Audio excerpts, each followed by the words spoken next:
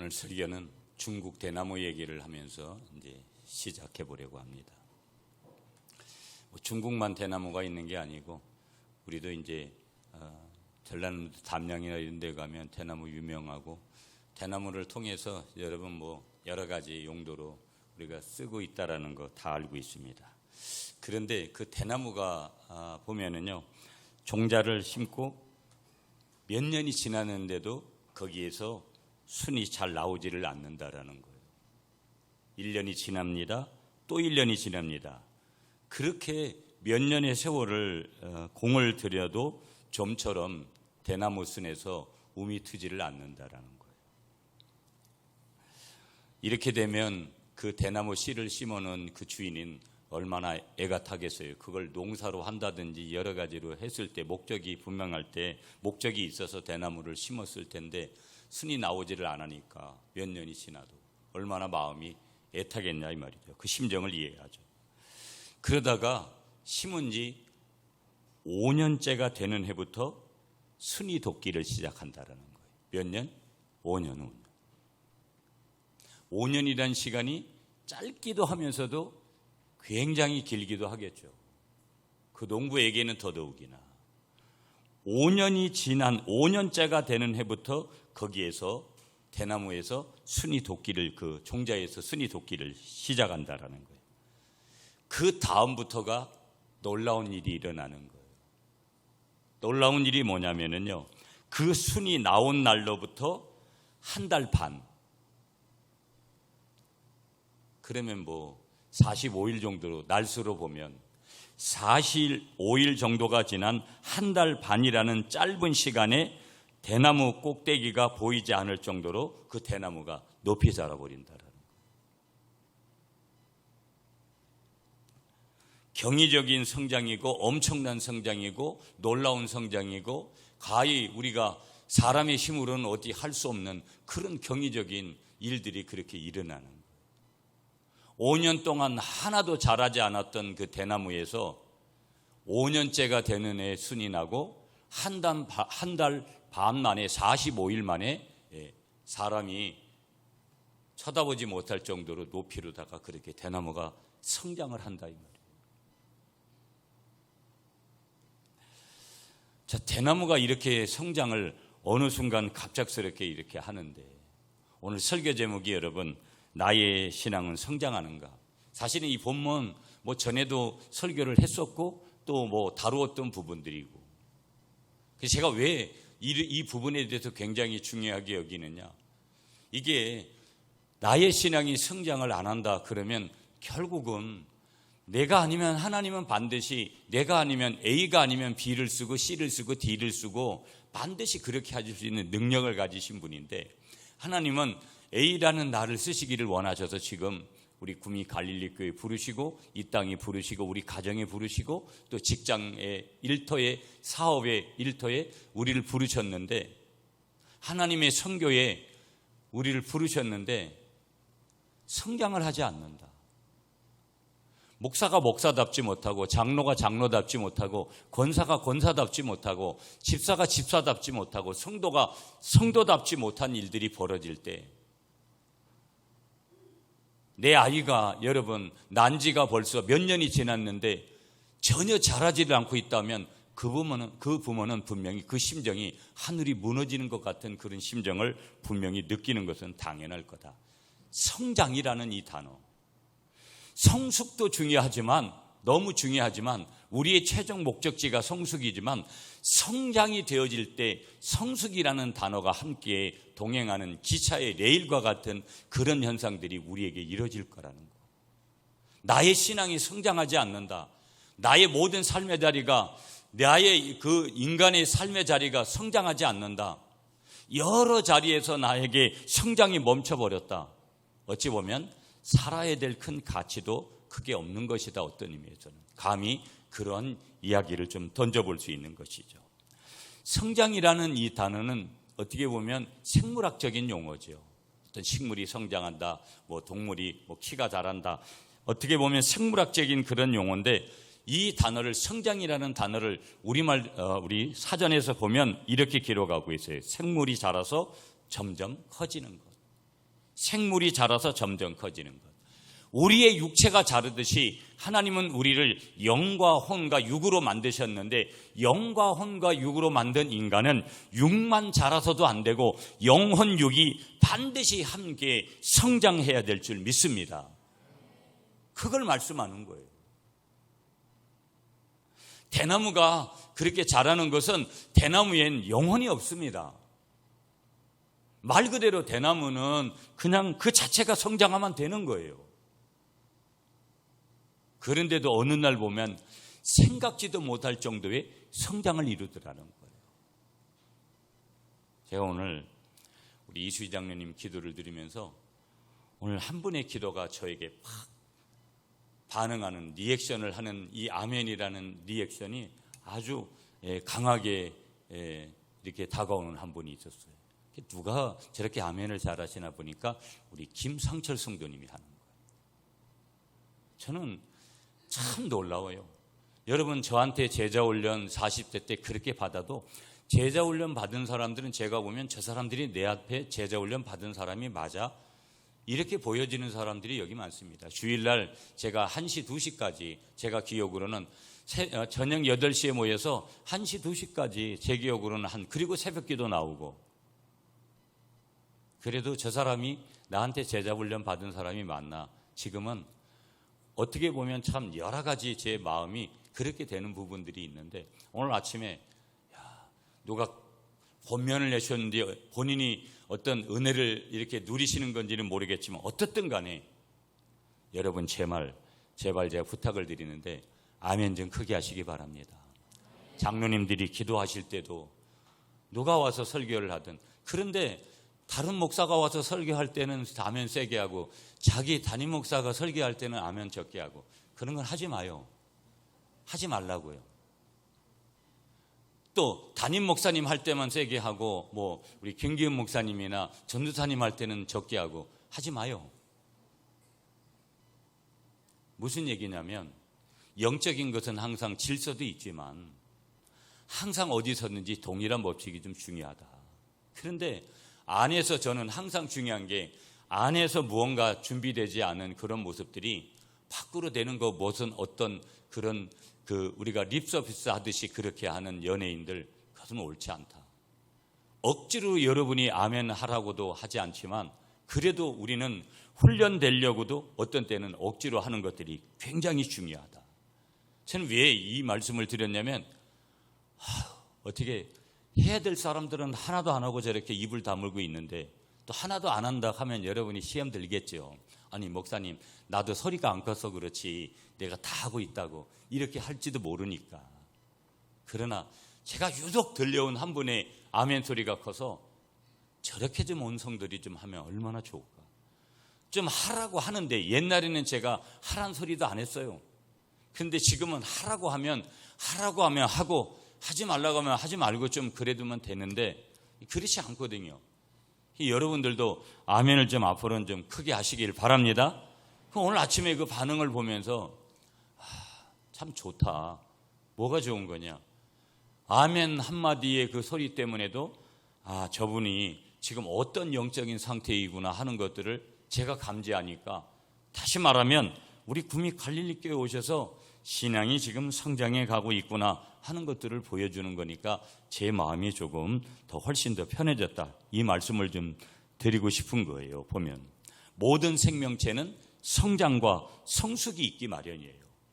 성장이 되어지는 순간에 어느 순간부터 성숙이라는 단계로 들어가요. 성장만 해서도 안 되고 반드시 그 성장하는 것은 성숙이 돼야 되고, 우리는 신앙생활의 성숙을 이루려고 하는 거니까 하나님 앞에서 반드시 자라야 되고, 신앙이 반드시 자라갈 때 어디의 단계로 가야 되냐? 성숙의 단계로 가야 된다라는 거예요. 성장과 성숙은 함께 가는 것이다 하는 것을 믿으시는 여러분이 되시기를 간절히 축복합니다. 자, 어린아이가 태어났어요. 여러분, 똑같은 것이죠. 원리는요, 개인차가 있죠. 다 어린아이도. 어떤 아이는 뭐 4kg 이상 태어나기도 하고 어떤 아이는 5kg 이상도 되는 아이도 있더라고요. 초우량하지요. 보면은요, 갓 태어난 아기는 몸무게가 평균적으로는 3.3kg가 평균이라는 거예요. 키는 약 한 50cm 정도가 평균치라는 거예요. 그리고 아이는 당연히 마땅하게 그렇게 성장해서 우리 유아기를 거치면서 유년기를 거치면서 아동기를 거치면서 청소년기를 거치면서 청년 시기를 거치면서 이제 장년이 성년이 되겠죠. 바울은 특별히 에베소서 4장 14절에서 이런 말씀을 우리에게 하나님의 말씀으로 대언을 하고 있는 것을 봅니다. 그리스도의 장성한 분량이 충만한 데까지 이르리니.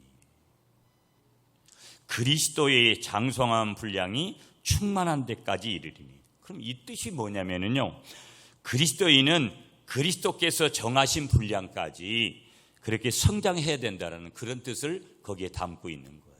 한번 따라하겠습니다. 그리스도인은 그리스도께서 정하신 분량까지 성장해야 합니다. 여러분 믿습니까? 자, 그리스도인은 그리스도께서 정하신 분량까지 성장을 해야 된다 이 말인데, 그리스도인이 성장해야 된다는 것은 키를 키우거나 육신적인 몸무게를 늘리는 것을 의미하지 않는다. 때로는 그것 때문에 고민도 하지만 그것에 포인트가 있는 것이 아니라 그리스도인의 인격, 그리스도인의 삶을 담는 것이다. 다시 말하면 그리스도인의 인격과 삶이 그리스도처럼, 예수님처럼 되는 것을 의미하는 줄 믿으시는 여러분이 되시기를 축복합니다. 자, 이 성장의 원리를 교회로 조금 옮겨보도록 하겠습니다. 제가 오늘 이 설교를 조금 준비하면서 어떤 책을 조금 이렇게 보게 됐는데, 그 책의 이름이 뭐냐면 왜 그들의 교회는 성장하는가. 책 제목이 왜 그들의 교회는 성장하는가. 우리 한국에 있는 목사님이 쓰신 것이 아니라 해외에 계신 외국인 목사님이 쓰시고 이제 한국에 계신 목사님이 번역을 한 책인데요. 왜 그들의 교회는 성장하는가. 미국의 갈보리 교회나 뭐 여러 교회들 예를 거기서 조금은 데이터가 좀 된 교회들도 있고, 그런데 왜 그들의 교회는 성장하는가, 거기에 여러 가지 성장하는 요소들을 갖다가 거기에 조건을 제시를 해놨어요. 이 교회는 이렇기 때문에 성장했다, 이 교회는 이렇기 때문에 성장했다, 이렇기 때문에 성장했다. 근데 그 책에서 제가 하나 꽂히는 것은 뭐냐면 이런 내용이에요. 그 교회가 성장하는 요소 중에 하나가 뭐냐면 그 교회 성도들은 성경대로 살아가더라. 성경대로 살아가더라. 거기에 소제목으로 그렇게 돼 있는 것을 봤어요. 아니 그러면 여러분 우리도 반문할 수 있잖아. 아니 우리는 뭐 성경 없나요? 여러분 지난 주간에 성경 몇 장 읽었습니까? 성경 몇 장 읽었어요? 성경도 읽지 않으면서 그리스도인이라고 예수 믿는 사람이라고 말합니까? 여러분 기도 지난 주간에 몇 시간 했어요? 예배 몇 번 드렸습니까? 이슬람은 하루에 5번씩 기도하고 5번씩 꼬박꼬박 예배한다는데 예배 몇 번 드렸냐고요? 지난주에 한 번 드린 거 가지고 겨우 착각하면 안 돼요, 여러분. 왜 그들의 교회가 성장하느냐? 여러 요소가 있지만 성경대로 살아가더라는 거예요. 여러분, 늘 말씀드리지만 우리 교회가 많이 성장하는 것도 좋겠지만, 그러나 우리 모든 성도들이 성경대로 살아가시기를 이 아침에 축복합니다. 예. 자, 사람이 성장하는 조건이 갖춰져야 돼요. 그냥 성장하지 않아요, 여러분. 여러분, 새신자가 이렇게 왔는데 누군가가 나 이제부터 교회 다니고 예수 믿어보려고, 하나님 믿어보려고 한다고. 여러분, 그분이 그런 분을 그냥 네가 알아서 해 이렇게 해가지고 그분이 신앙이 성장할 것 같아요? 우리도 다 부모님의 보살핌과 부모님이 안 계셨을 때는 큰 집이든지 작은 집, 할머니든지 할아버지든지 누가 우리를 보살펴서 지금 내가 있는 거 아니겠어요? 사람이 성장하는 것도 조건이 갖춰져야 되고요. 신앙도 성장할 때 혼자서는 절대 성장할 수가 없어요. 하나님이 이 공동체를, 교회라는 공동체, 성격 달라, 스타일 달라, 은사 달라, 맨날 오면은 너무나 이 포스트 모더니즘 시대를 살아가는 사람들이 개인적이고 이기적이고 자기중심적인데 왜 이렇게 붙여놨을까요?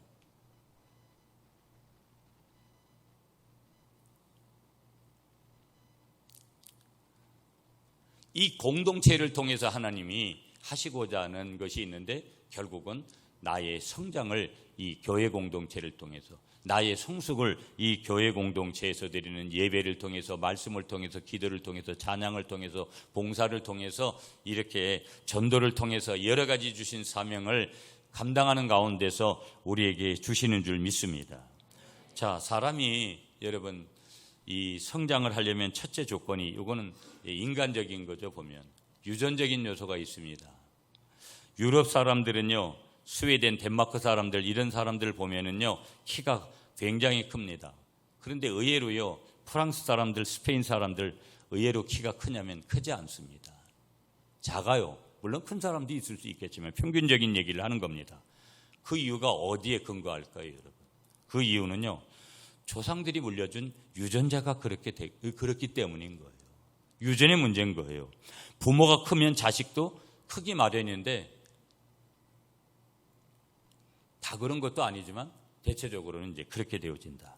둘째 조건은요, 영양 조건이죠. 성장 발육기에 먹지 못해서 영양실조에 걸린다든지 발육 조건을 충족시켜주지 못하면 성장이 당연히 어려울 거라는 거예요.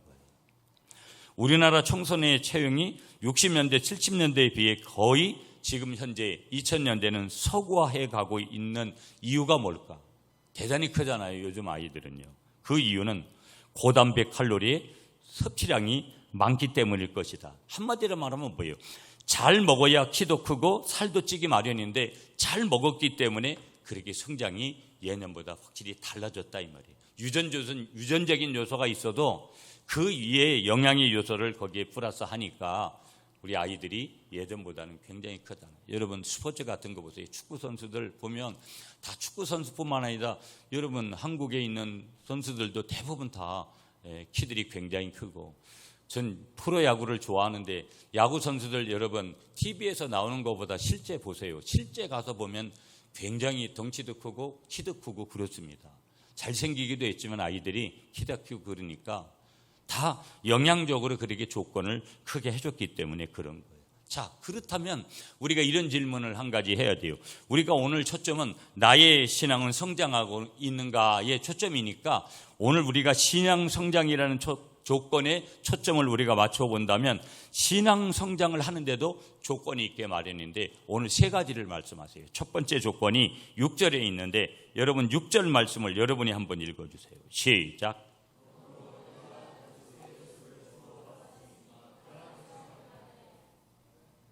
아멘입니다. 첫 번째 조건이 뭐냐? 우리 한번 따라하겠습니다.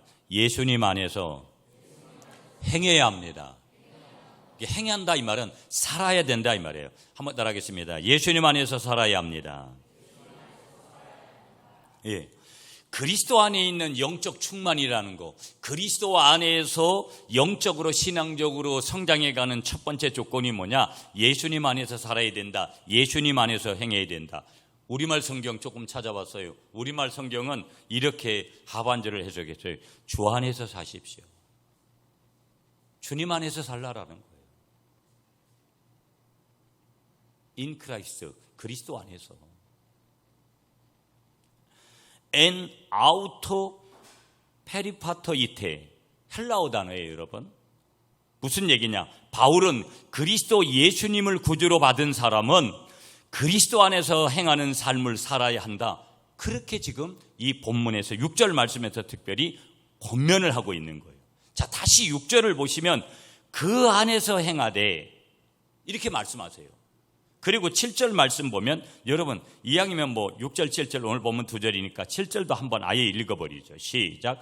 그 안에 뿌리를 박으며 세움을 받아 교훈을 받은 대로 믿음에 굳게 서서 감사함을 넘치게 하라. 자, 7절에도 그 안에서 뿌리를 박으며, 그 안이 누구 안이냐면 예수님 안에서예요. 그러니까 다른 데가 아니라는 거예요. 내가 열심히 돈 벌어가지고 내가 은행에 저금해놓고 내가 부동산을 사놓은 그것에 의지해서 거기에 뿌리를 박고, 여러분 그게 다 잘못됐다 이런 얘기를 드리는 거 아니에요. 여러분 그리스도인은 하나님 분명히 성경을 보면 부유하게 살라고 말씀하셨어요. 그러면 반대로 가난하게 사는 건 죄냐? 절대 그렇지도 않죠. 가난하게 사는 분도 열심히 기도하고 하나님 앞에 믿음으로 살면 하나님이 물질의 복을 주세요. 믿습니까? 그런데 하나님은 부유하게 살도록 우리를 그러니까 예수 믿는 나라들은 다 부유한 거예요. 경제적으로나 모든 면에서 부유한 거예요. 영적으로나 모든 면에서 우상을 섬기는 그러한 사람들이 따라오지 못할 그럴 정도로 부유해요. 여러분, 물론 미국도 이제는 세속화가 아주 마지막 때가 되니까 심하지만 미국이나 영국이나 다 모든 나라들이, 여러분 우리나라도 마찬가지잖아요. 우리나라 국회가 시작될 때 국회에서 예배를 하고, 여러분 목사들이 대부분이었고 국회에 함께했던, 그래서 그것에서 예배를 드리고 목사님들이 가서 말씀을 전하고 국회를 했던 것이 우리나라 국회예요. 지금 같으면 상상도 못할 일이지만 우리나라가 어떻게 이렇게 잘 살게 됐는가? 여러분, 그건 무르나 만한 거예요. 하나님이 오늘 메이플라워를 타고 아메리카 대륙에 갔던 청교도들 때문에 미국이 그렇게 되어지는 요소도 있지만, 미국 선교사님들, 여러 선교사님들이 와서 130년 전 이상의 이 나라의 복음을 전한 복음의 은혜 때문에 이 나라가 지금 있는 거라고요. 우리나라가 얼마나 대단한 나라인지를 여러분들이 실감을 하시는지 모르겠지만, 여러분이 자부심을 느껴도 될 정도로다가 대단한 나라예요. 대한민국이란 나라는. 이 나라가 70년 전에 한국전쟁 6.25를 겪을 때, 그 이후로 보릿고개를 겪을 때 이 나라가 이렇게 될 거라고 누가 장담했겠어요? 우리 지역에서 대통령이 나셨으니까 우리 지역에서 나신 대통령도 대단한 대통령이에요. 그분이 하신 업적도 대단해요. 그러나 하나님이 하신 업적의 일에 비하면 그건 아무것도 아니죠. 오늘 이와 같은 모든 현장에 우리 주님께서 하신 놀라운 일들이 일어난 줄 믿습니다. 여러분, 수도사들 얘기 제가 여러 번 소개했어요. 제가 가지고 있는 책 중에 방성규 목사님, 그분 돌아가셔서 이미 천국 가셨는데 오래전에 방성규 목사님이 쓰신 책 중에 모래와 함께 살던 사람들의 이야기라는 책이 있어요. 거기 보면은요, 이 수도원 운동의 뜻이 뭐냐면 헬라어로는 홀로, 하나, 단독 이런 뜻을 가지고 있는 거예요. 수도원 운동의 시작이 누구로부터 시작되냐면 안토니라는 사람으로부터 시작되는데, 그 안토니를 수도사의 아버지라고 불러요. 그런데 여러분, 그 남자 수도사를 아바라 부르고 여자 수도사를 암마라고 부르는데, 제가 이들을 소개하고 싶은 내용 한 가지가 뭐냐면, 그들은 원칙 하나가 있는데, 원칙 하나가 뭐냐면 무소유의 원칙을 가지고 산 사람들이에요. 뭐 집을 가지고, 자동차를 가지고, 뭐 돈을 뭐 은행에다가 많이 넣어놓고 뭐 그렇게 사는 그런 삶이 아니에요. 사막에서 사는데 여러분, 삶이 지금도 아니고 그 당시에 사막의 삶이 어떻겠나. 그래서 그들은 무소유의 원칙을 가지고 산 사람들인데, 오직 하나님과 순간순간 그렇게 하나님을 떠나서 살 수 없다는 그런 마음을 가지고 모래 위에 살다가, 사막에서 살다가, 그들은 어떤 때는 서서 10몇 년씩 잠을 자고, 절대 누워서 거기에 이부자리가, 여러분 깔만한 자리가, 좋은 자리가 있겠어요? 그들에게 소개하고 싶은 한 대면이 뭐냐? 그들은 무소유의 원칙을 가지고 살았다. 여러분, 오늘은 그렇게 살라 그래도 살 수가 없죠. 오늘 돈 없이는 우리가 어디든지 한 발자국도 움직일 수가 없는 시대니까. 그러나 제가 말씀드리고 싶은 건 뭐냐면, 그들의 믿음, 그들의 정신을 얘기하고 싶은 거예요. 그들이 어떤 정신을 가지고 하나님 앞에 살았고 어떤 믿음을 가지고 그들이 살았는가는 그때나 지금이나 동일하다 이 말이에요. 믿습니까? 아멘이시죠? 성도된 우리의 삶의 성숙도가 일정한 수준에 머물러 있는 것이 아니라 점진적으로 발전되어 가야 한다는 것을 우리가 분명히 기억하셔야 된다는 거예요. 내가 성장하지 않을 때 나만 힘든 것이 아니라 다른 사람들도 힘들게 하고 공동체를 매우 힘들게 하고 있다는 거. 그리스도를 주로 인식하여 고백하는 그 신앙은 이처럼 살아있는 신앙이요 점차 더욱더 성숙해가는 신앙이 되어야 된다는 것을 우리에게 말씀하여 주시는 줄 믿습니다. 요한복음 15장 4절에 가보면요 이런 말씀을 우리 주님께서 주세요. 내 안에 거하라.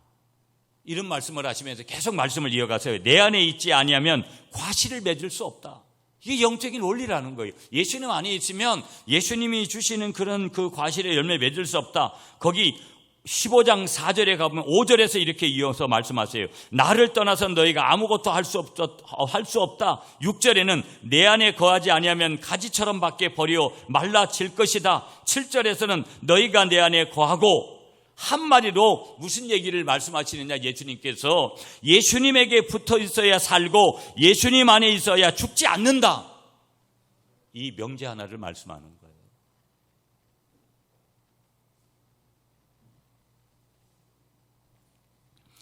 다시 본문 보시면 여러분 6절 7절 읽었으니까 6절을 보시면 그 안에서 행하라. 7절을 보시면 그 안에 뿌리를 얘기해라. 그가 누구냐? 그가 누구냐? 우리 주님 예수 그리스도시죠. 예수님 안에 행하라. 예수님 안에 뿌리를 박으라.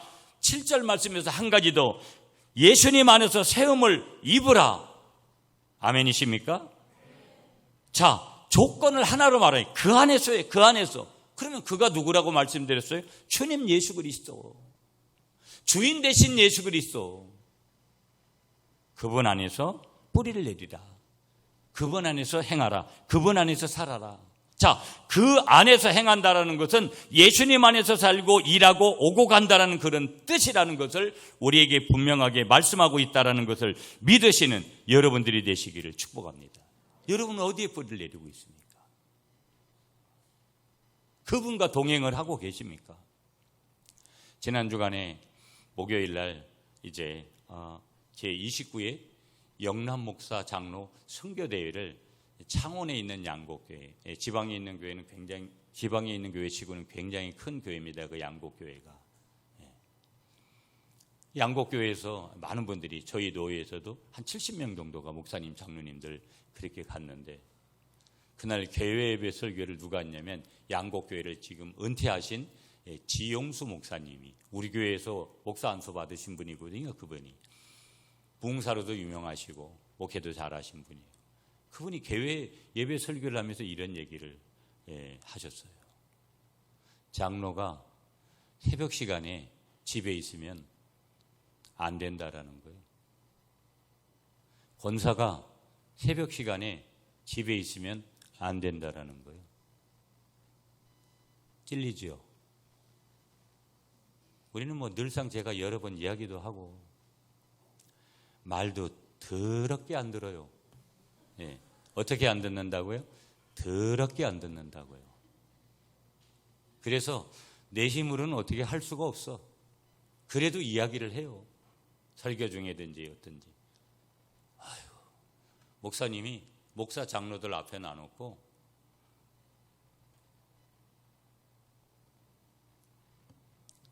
그러면서 뭐라고 말씀하시냐면, 집에 있을 것 같으면 사임해라.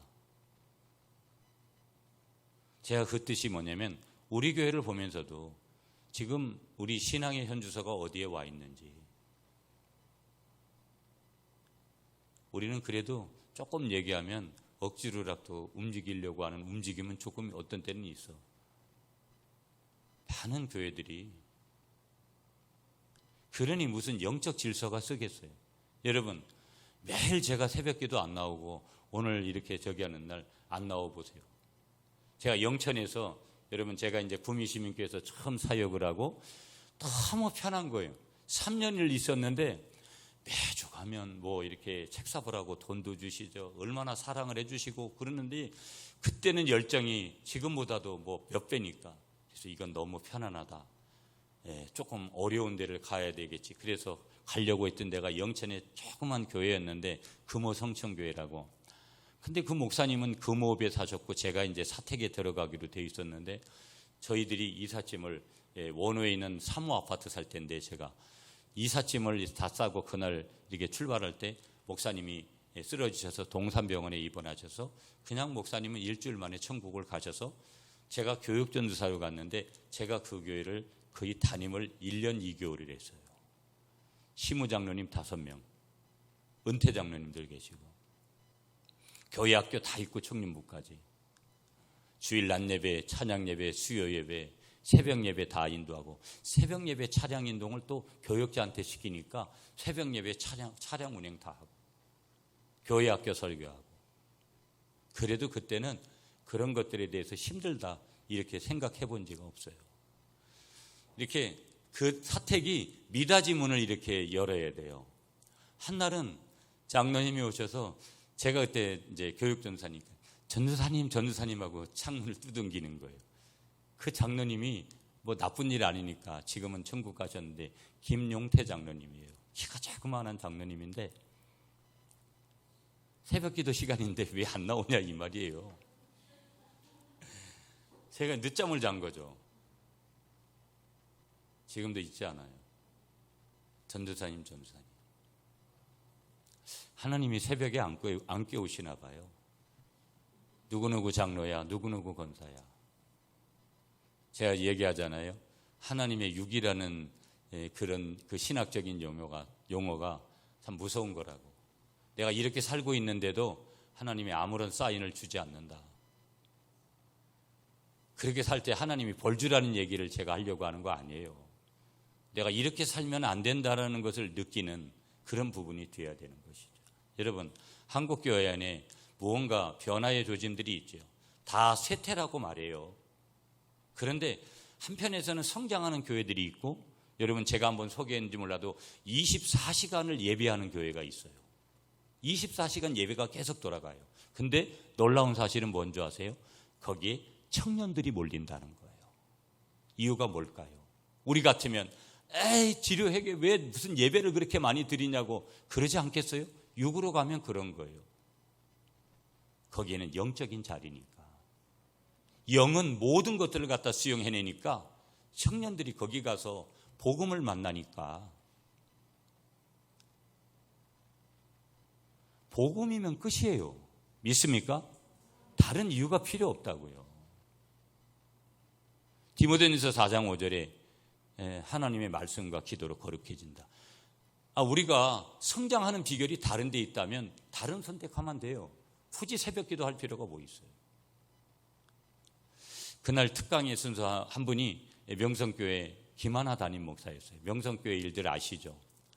김하나 목사님이 자기 아버지 얘기를 하나 하더라고요. 명성교회 새벽기도로 유명한, 제가 새벽기도 컨퍼런스도 갔었고 그 교회. 그런데 새벽기도에 3,000명이 성가대를 써요. 찬양대 30명이 아니라 3,000명, 300명이 아니라. 근데 이런 얘기를 하더라고요. 자기 아버지가 새벽기도를 못 나오셔가지고 장로님이 찾아오셨는데 사택에, 자기가 이제 그때는 목사가 아니었겠죠. 자기 아버지가 왜 안 나오시나 가보니까 이 김사한 목사님이 몸이 아프셔가지고 겨우겨우 일어나시려고 그렇게 하시는데 몸이 이제 많이 아프시니까 시간을 이렇게 더디 끌고 있었던 거예요. 여러분, 목사는 항상 매일 몸이 좋고 컨디션이 좋아서 새벽을 깨우고, 매일 저희 교회에 지금 새벽을 아주 유일하게 깨우시는 분이 한두 분이에요. 그런 분들은 몸이 늘 멀쩡해가지고 그렇게 새벽을 깨울 것 같아요? 그렇지 않아요. 몸이 아프기 때문에 새벽을 깨워야 되고, 도리어 내가 문제가 있기 때문에 새벽을 깨워야 되고, 문제가 없기 때문에 새벽을 깨워야 되고. 아멘을 안 하시는구나. 도저히 목사님, 나는 새벽 기도하고는 거리가 멀어요. 거리가 먼 사람이 없어요. 아직 뒤질 만큼 큰 일을 못 만나서 그렇지.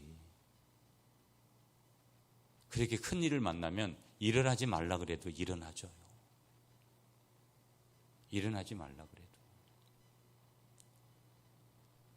여러분, 한국 교회는 새벽 기도를 포기할 수 없다고 저는 봐요. 기도를 포기하는 순간 모든 것을 포기하는 거하고 똑같아요. 그중에 우리 정말 믿음의 선진들이 잘 우리에게 물려준 것 중에 하나가 이 새벽 기도예요. 저녁에 기도해 보니까 일하고 와서 피곤해서 못해요. 그래도 잠을 좀 자고 온 그 시간 새벽에 기도하는 게 우리에게 있어서 중요한 것이죠. 믿습니까? 믿습니까? 자, 우리가 첫 번째로 나누었던 것은 예수님 안에서 살아야 된다. 두 번째 우리가 볼 수 있는 비결은 7절. 우리가 다 읽었으니까 한번 따라하세요. 믿음에 굳게 서야 합니다.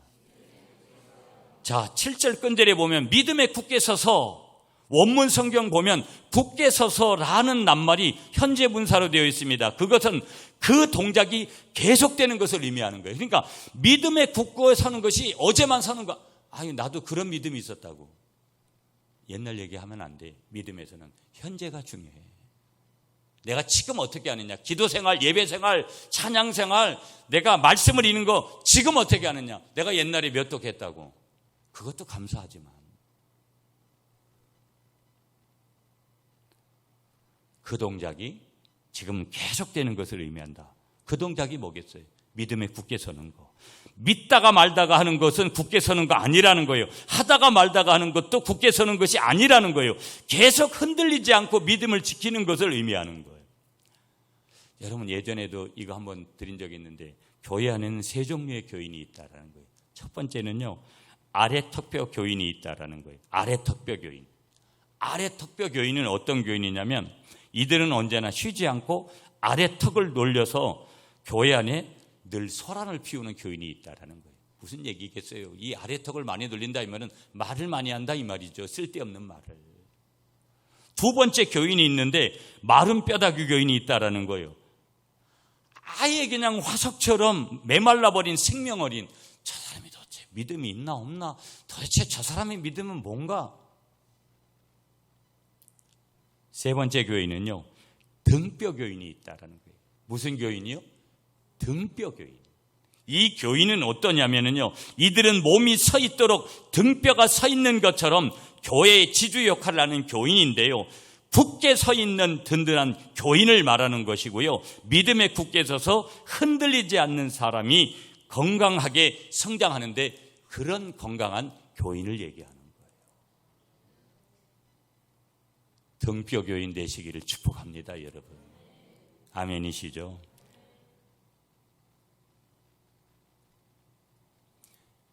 믿음이, 순종하는 믿음이 중요하잖아요. 하나님의 말씀을 읽으면 나도 이렇게 살아야지. 삶으로 실천하는 게 중요한데 그게 순종이잖아요. 순종하는 믿음은 그리스도의 말씀을 들을 때만 생겨나요. 믿습니까, 여러분? 로마서 10장 17절에 그러므로 믿음은 들음에서 나며 들음은 그리스도의 말씀으로 말미암느니라. 믿음은 다른 데서 생기는 게 아니에요. 하나님의 말씀을, 기록된 말씀으로 내가 읽을 때, 들을 때. 그래서 주일이 중요하고 주일만 중요한 게 아니에요. 수요 기도회가 중요하고 새벽 기도회가 중요한 게 왜 중요하냐? 우리는 날마다 말씀을 들어야 되니까, 날마다 복음을 들어야 될 사람이 나니까. 여러분, 내 안에 복음이 없어지면 세상밖에 없는 거예요.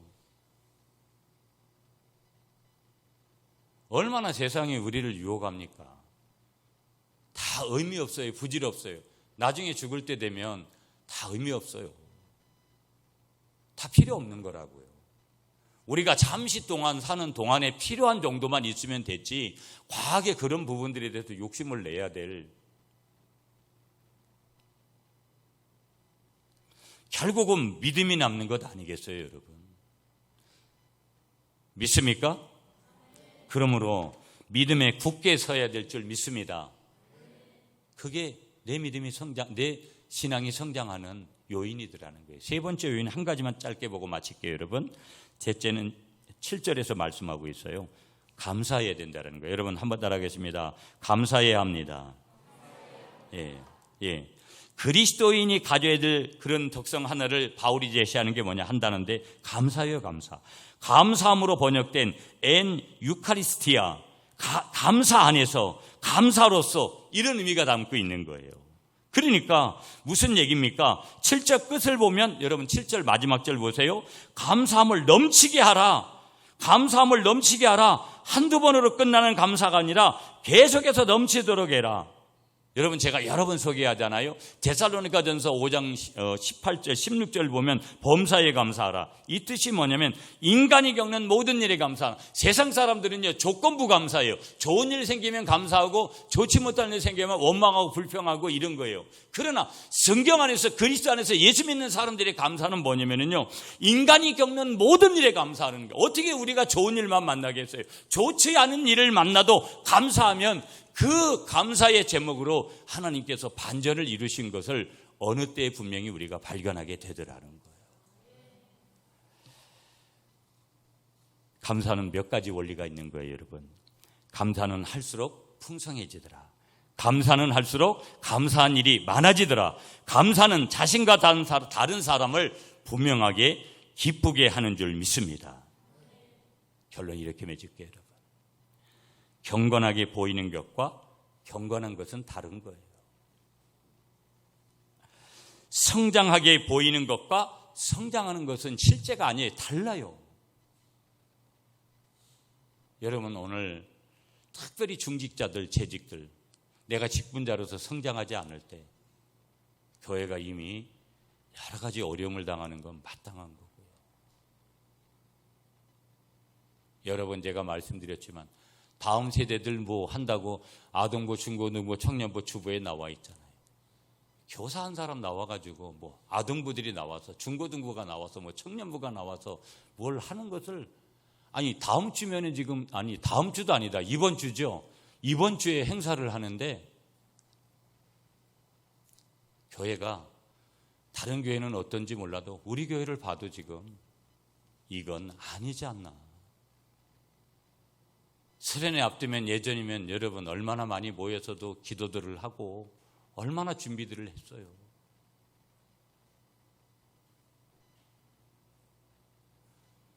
여러 부서도 또 여러분의 각자의 신앙도 성장해야 될 줄 믿으시고 성장의 자리로 달려가서 우리의 믿음의 자리, 감사의 자리, 또 오늘 말씀하셨던 첫 번째로 말씀하셨던 그 자리로 우리가 돌아가서 오늘 우리에게 주시는 예수님 안에서 행하는 그 자리에서 날마다 승리하는 우리 모두가 될 수 있기를 간절히 축복합니다.